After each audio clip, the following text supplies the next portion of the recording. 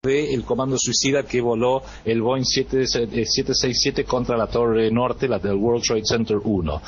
Hay un sinfín de detalles. Nosotros hemos hecho un artículo, inclusive en la red Voltaire, que está publicado en inglés, en francés y en castellano, donde explico con lujo de detalles que este episodio de bandera falsa es muy peligroso para la Argentina, entre otras razones, porque se pretende utilizar para inculpar a la República Islámica de Irán en ese atentado, lo cual sería un caso más para tener justificada la inminente invasión de Irán por parte de las fuerzas israelíes y norteamericanas. Una consulta que, bueno, esto no está en pauta, es una consulta propia. El golpe de Estado que se generó en 1973 acá en Chile, ¿puede tener alguna influencia sionista? Desconozco con suficiente detalle como para poder aventurar una respuesta. Yo diría que, viéndolo desde Argentina, lo veo más como una parte de todo un patrón de comportamientos por parte de estas estructuras de poder que operaron sobre Chile, que operaron sobre Argentina y que preferían tener 1000 veces gobiernos militares de derecha, como fue el del general Pinochet o del general Videla en Argentina, antes de tener la problemática de la guerrilla comunista, que sí era una realidad y que, bueno, por lo menos en Argentina trajo muchos dolores de cabeza y muchos muertos, porque acá la guerrilla, los montoneros, el ERD, distintas organizaciones guerrilleras que no eran autóctonas locales, en el sentido que ni siquiera reflejan el comportamiento típico de la Argentina. La prueba está que jamás volvieron prácticamente a tener una operación aquí en Argentina, y eso que hubo tiempos de mucho más inestabilidad. Pero esos gobiernos, en el caso, creo yo, de Pinochet, viendo lo que vimos desde acá, y desde luego en el caso del gobierno militar argentino entre 1976 y 1983, permitieron que se impusiera un régimen económico destructivo que solamente podía hacerse bajo la mano férrea de un gobierno militar, y que creo yo siempre es un error hablar de gobierno militar cuando se habla de el gobierno de Chile a partir del 73 y de Argentina a partir, ya que era militar en fachada, pero en realidad fueron ambos cívico-militares, porque la destrucción y los descalabros económicos no los hicieron los militares, al menos en Argentina, sino que lo hicieron un gran equipo de civiles íntimamente ligados a y alineados con esta estructura de poder internacional, especialmente en lo que se refiere a su fase financiera. Ok, don Adrián. Señor Falbucci, Francisco Sí. Luna queda ciudadano para hacerle una consulta, o un par de consultas quizás. ¿Cómo no? Preguntarle cuál es en el marco global, ya que estábamos hablando del tema del nuevo orden mundial, ¿qué papel ocupa Latinoamérica, digamos, en términos globales? Porque, por ejemplo, ellos no son invitados a las reuniones, por ejemplo, del Club Bilderberg. Y lo otro que quería consultarle es con respecto al tema de Irán, que hace mucho tiempo que se está diciendo que podría ser atacado en algún momento. ¿Cómo ve eso en la actualidad? Están claras las preguntas. Yo creo que en primer término, con respecto a Latinoamérica en general, el principal interés se refiere a los enormes, gigantescos recursos naturales que disponen nuestros países de la región. Nadie puede ignorar el hecho de que Chile tiene unas riquezas mineras únicas, unas riquezas vitícolas únicas, que Argentina tiene alimentos, agua potable tanto en Argentina como en Chile, minerales también, petróleo. O sea, esas riquezas enormes no van a dejar que las utilicemos a favor del interés nacional de la República de Chile o el interés nacional de Argentina, sino que a través de una infiltración jurídico, política, ideológica, financiera y económica, y política desde luego, van a asegurarse que los gerenciadores en nuestros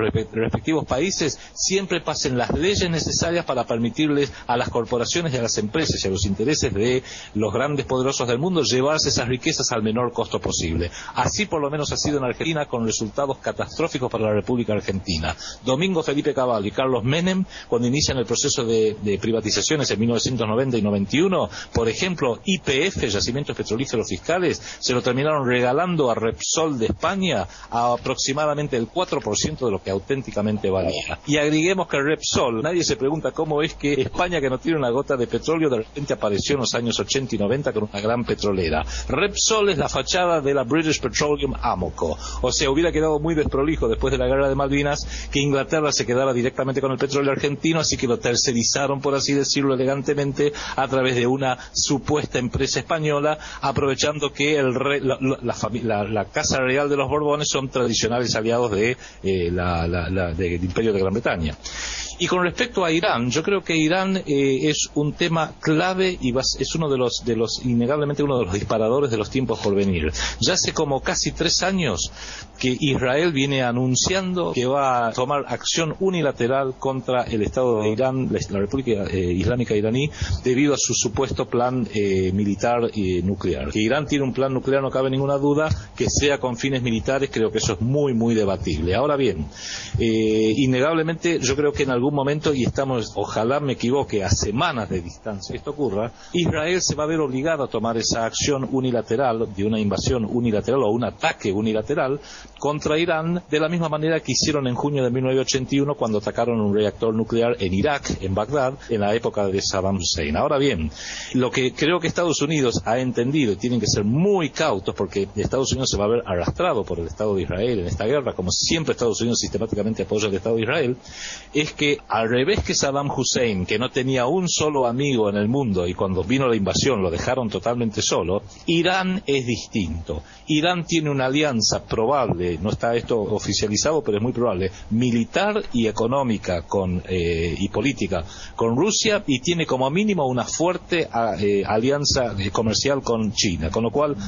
atacar a Irán va a traer gravísimos problemas y podría desatar una auténtica tercera guerra mundial, prácticamente una conflagración realmente terrible en Medio Oriente, con lo cual yo creo que ese va a ser uno de los disparadores. Y la pregunta que me hago es si esta estructura del nuevo orden mundial ha entrado en una crisis tan grande que ellos necesiten hacer una huida hacia adelante y disparen en el momento que más les convenga esta guerra, y tienen la ventaja de poder elegir el momento en que hacerlo, porque el momento en que hacerlo es muy fácil de definir. Va a ser el ataque unilateral del Estado de Israel contra Irán, que Irán va a responder, que Rusia y China no van a poder quedarse pasivos o casi indiferentes, como fue el caso de la invasión de Irak, y a partir de ahí, cuando eso se transforme en una guerra caliente, creo que sería muy audaz tratar de entrever qué es lo que pasaría al día después de que eso ocurra. Don Adrián, para concluir el tema del sionismo y del plan Andinia, ¿por qué tanto interés sionista por la Patagonia? ¿Y cuáles serían las huellas del plan Andinia en Argentina y Chile? Bueno, yo en primer término sería cauto de hablar del plan Andinia porque esto es un tema que se ha hablado mucho en Chile y en Argentina, y que yo sepa por lo menos no hay ningún documento que avale de que tal plan exista. Hasta me parecería casi infantil que hayan cometido la imprudencia de haberlo volcado en un plan que luego tome conocimiento público. El plan Andinia es algo que surgió de Argentina en los años 60, describiendo y dándole un nombre a esta suerte de conspiración. Creo que es un poco exagerado, quizás un poco simplista. Yo sería muy cauto y no hablaría de plan Andinia, sí hablaría de los hechos concretos. Entonces, partiría de los hechos concretos, por ejemplo, como decíamos hace unos instantes, el libro fundacional del sionismo, El Estado Judío, escrito por el doctor Theodor Herzl, publicado en 1896, tiene un capítulo que dice Palestina o Argentina, y ahí propone que Argentina, debido a su vasto territorio, riquezas y baja población, tendría un interés en ceder una parte de su territorio a cambio de una indemnización financiera. Corremos ahora 110 años o 115 años y vemos que Argentina está postrada con una deuda externa, con un conjunto de bancos íntimamente ligados a las estructuras de poder del sionismo. Entonces, un canje de deuda por territorio, que ya se habló en época de Menem y se habló aún más en época de Eduardo Duhalde, el presidente Eduardo Duhalde de la Argentina, no me sorprendería que sería una forma de hacerlo. Es más, hay un artículo publicado en el New York Times en el año 2002, agosto del 2002 para ser exacto, donde propone la secesión de la Patagonia Argentina como una forma de resolver los problemas financieros cuando Argentina entró en default. O sea, estos son datos muy concretos. Agreguémosle a esto que se han encontrado reiteradamente supuestos mochileros recorriendo y haciendo relevamientos en distintas partes de la Patagonia Argentina al menos, y luego se descubre que son oficiales del ejército israelí. Agreguémosle a esto que ya en 1986, y esto salió publicado en el diario La Nación de Buenos Aires, representantes de estos mochileros dijeron que en el Calafate, en Santa Cruz, estaban haciendo relevamientos para hacer asentamientos de 10.000 o 15.000 israelíes en el sur del país, y veían que tendrían menos dificultades para hacerlo de lo que tuvieron cuando empezaron con el hito fundacional del Estado de Israel en los años 40. Y yo digo, 2 más 2 son 4. Claramente hay un plan de formar un segundo Estado israelí, o un segundo Estado judío, debiera decir, en la Patagonia, que inclusive se entronca con una tradición bíblica donde hubo un doble imperio, un doble doble, si bien digo, un doble estado judío ya desde tiempos bíblicos. Estaba el reino de Israel y el reino de Judá. Uno era